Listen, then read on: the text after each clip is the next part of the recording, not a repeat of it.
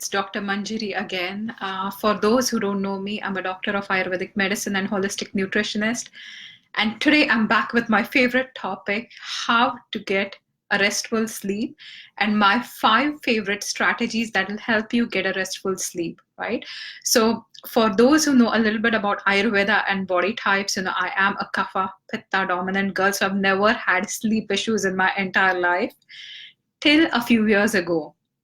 And I was having a lot of, um, sleep related issues due to working at odd hours and really overwhelmed with work, and my mind kept going on and on, and I had to make some definite lifestyle changes, and these are a few things I also implemented in my life. And these are 5 strategies that if you are having a hard time sleeping or you're not getting a restful sleep, these 5 simple strategies will absolutely help you get a really restful sleep and wake up refreshed in the morning. So a lot of people ask me what's really the importance of sleep, because sleep is the first thing that everybody sacrifices when they're busy. Like, we forget to eat often, for sure, but sleep is the first thing that if you are on any projects or assignments, or if you're extremely busy, you're going to work a couple of extra hours late at night, or if you are meeting friends, you will make sure that you're going to be chatting with them later into night and then sacrifice on sleep, right? And I've done that in my teenage years. I've not slept for maybe 36 hours once just to get over my thesis submission, and it was really crazy. But I don't do anything of that sort anymore. I'm very diligent when it comes to my sleep, because a good sleep really fuels your body, right? A restful sleep is extremely important for your memory and your mind and your emotions, and not making you get overwhelmed. A restful sleep also ensures that all the processes of your body are working well. So when you're sleeping, your body actually, all the processes kind of slow down, and your body can focus on detoxification and all the activities that it's supposed to do when you're sleeping. When you're sleeping also, all the activities of the day, all mental activities are sorted in and out, and they're either stored in long-term memory or short-term memory. And if you don't sleep well, you will have issues with your memory as well, right? So make sure you're sleeping at least 7 to 8 hours every night. So that is something that's extremely, extremely important. And today I'm going to talk about 5 of my favorite strategies to help you sleep extremely well. So the first one is having enough exposure to natural sunlight. It is extremely difficult right now in Canada because we are in the cold season. We don't see enough sun, but make sure you get out of the house whenever you see the sun is out there, right? You can cover yourself, but make sure you go out and expose yourself to natural sunlight as much as you can during the daytime, right? You can be covered, but definitely, this light exposure will help you. In Canada, we're all also deficient in vitamin D because we're covered and we don't get enough vitamin D, especially in the winter time.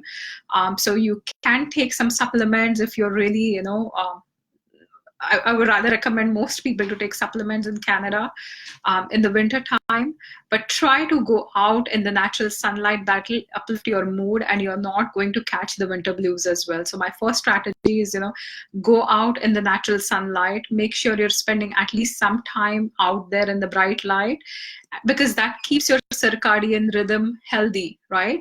So it gives you more daytime energy, and it will also improve your nighttime sleep quality. And they have done studies in people with insomnia, and they increased the bright light exposure in the daytime, and they found that it reduced the time to fall asleep by 83%. So that was a study done.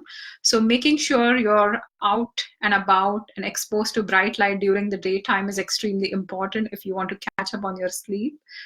The second one that I'm going to talk about is avoiding any nighttime exposure to blue light, right? So when you are on your iPad at bedtime, you're trying to play games or chat with your friends or just text somebody, or catch up on any TV shows or something, you're exposing yourself to blue light.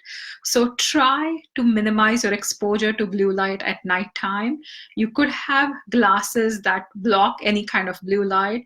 You can download some apps. So on my own computer desktop, I have an app that minimizes my exposure to blue light, right? So there's an app, I I'm not sure what the name of the app is, but it changes the brightness threshold, and it has like an eye protector option as well. So I don't get as affected because of the blue light at night. It all shows up as a light green, nice, soothing screen. You can install certain apps on your smartphone as well and stop watching TV at nighttime, right? Stop having a lot of bright lights around your house at nighttime. So that will really help you sleep well at night. Avoiding any stimulants at nighttime is extremely important. Avoid caffeine. So for those who are extremely sensitive, make sure you're not drinking any caffeinated beverages, which also means tea, right? So black tea, even green tea has small amounts of caffeine. So make sure that you're not drinking any caffeinated beverages after 3 p.m. for ensuring maximum sleep or maximum good quality sleep, right? So avoiding alcohol is also extremely important because alcohol can interfere with your sleep patterns. So making sure that you're not having any caffeine, you're not having any alcohol. And one of the most common things when it comes to the diet is people go for desserts after they eat their food. So going for an apple pie or going for like a cheesecake or something that's extremely sweet can increase your blood sugar. And if you're somebody who has any imbalances in the blood sugar, your blood sugar could also drop low when you're sleeping, which can wake you up from sleep. So make sure you're having some protein rich dinner to balance your blood sugar at dinner time, and avoid any sugars or refined foods at bedtime. Also, make sure you're avoiding eating something extremely heavy at nighttime because you're not going to digest it. Try not to eat anything past 7 p.m. if you're going to bed at 10. So at least maintain 3 hours of fasting before you go to bed. So that's my strategy.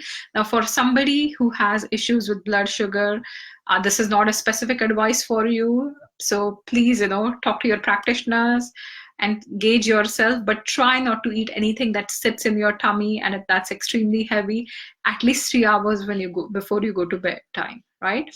The other one is having a consistent sleep and wake up routine, right? So make sure that you have a consistent routine where you're waking up at the same time and where you're in bed at the same time. So if you go to bed at 10, you have to be in bed at 10 every night. And if you wake up at 5:30 or 6 or 7, wake up at 7 every time. That literally trains your body to stay consistent, and you're not going to be, falling asleep at random times and confusing your body, right? And when you're waking up and sleeping at consistent times, also make sure you're not going to take naps, because if you nap in the afternoon, it's going to mess with your sleep at night, right? So make sure you follow these 5 strategies. The first one is going out in some natural sunlight. Even if it's the winter time, go out for 5-10 minutes, 15 minutes, make sure you're well covered. So please go out in the natural sunlight, avoiding blue light, avoiding caffeine, alcohol, any stimulant, especially at bedtime. Make sure you're sleeping and waking up at consistent times, avoiding naps, and avoid eating anything extremely heavy at nighttime. So you're going to have a nice and restful sleep. Sleep is a power tool that can energize you for the next day. One of the best ways to gauge your health is see what quality of sleep you have, right? So if you have good quality sleep, you're going to wake up refreshed and you can conquer the day rather than drag yourself through an entire day, right? And just changing simple things about your sleep pattern can absolutely change your life. Hello, Josephine. Thank you for showing up live. You learned from your counselor to put this into practice and improve eating habits. Yes, eating habits are a must to improve, whether you want to be more healthy emotionally, physically, mentally. That's one of the starting points. Oh, thanks so much. Hi, Clara. Oh, thanks for enjoying your Manjiri TV. Yeah. So thank you all. I'll be back tomorrow. I'm trying to switch over from the lives at night to probably doing more live Facebook lives in the morning. So I will see you all tomorrow morning at 9 o'clock rather than at night at 9. So that's one thing I'm trying to stay consistent, trying to do more lives in the morning time. So you can ask me questions, you can look at the live video, and please post any questions that you have in the comment section here. Please share this video, right, with anybody that you know has issues sleeping. Please, please, please share this video with your friends and family and anybody that needs to see this information. And thanks again, and I will see you tomorrow in the morning at 9 a.m. Eastern time. Bye, and have a good night, everyone, and sleep well tonight with all the tips I've talked about. Thanks.